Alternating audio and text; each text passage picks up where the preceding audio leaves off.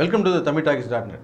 இன்றைக்கி நம்ம திரை விமர்சன நிகழ்ச்சியில் இயக்குனர் ராகவா லாரன்ஸ் இயக்கத்தில் வெளியே வந்திருக்கிற காஞ்சனா 2 படத்தை பற்றி பார்க்க போகிறோம்.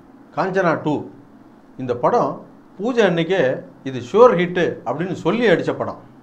அதுக்கு காரணம் இதுக்கு முன்னாடி வெளியே வந்த முனி காஞ்சனா வெற்றி கொடுத்த நம்பிக்கை தான்.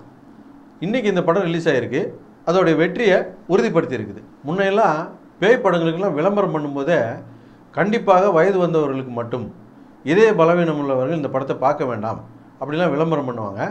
குழந்தை குட்டிலாம் தேட்டர் பக்கமே வராது. சில பெரியவங்களே கூட தேட்டர் பக்கம் வரமாட்டாங்க, அந்த அளவுக்கு பயம். ஆனால் இந்த முனி காஞ்சனாலாம் வந்ததுக்கப்புறம் குழந்தை குட்டியோடு போய் பேய் படம் பார்க்குறது அப்படின்ற ஒரு ட்ரெண்டே உருவாகி போச்சு. அதை உருவாக்குனவர் லாரன்ஸ் தான்.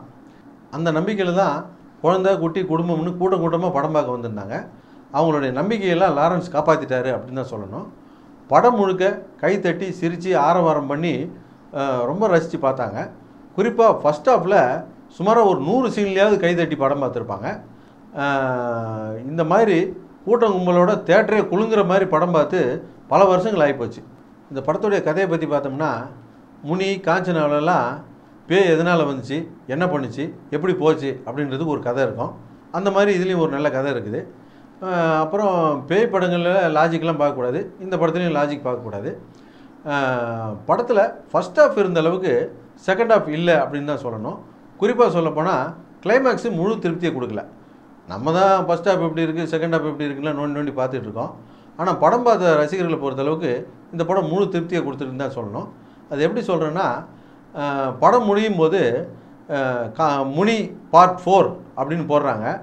அங்கே ஆடியன்ஸோடைய ஆரவாரம் அடங்கிறதுக்கு ரொம்ப நேரம் ஆகிப்போச்சு.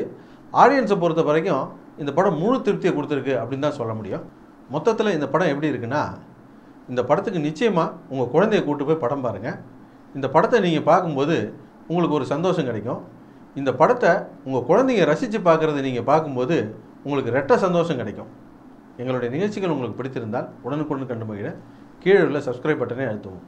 எங்களுடைய நிகழ்ச்சிகள் உங்களுக்கு மிகவும் பிடித்திருந்தால் உங்களுடைய நண்பர்களுக்கு ஷேர் செய்யவும். நன்றி, வணக்கம்.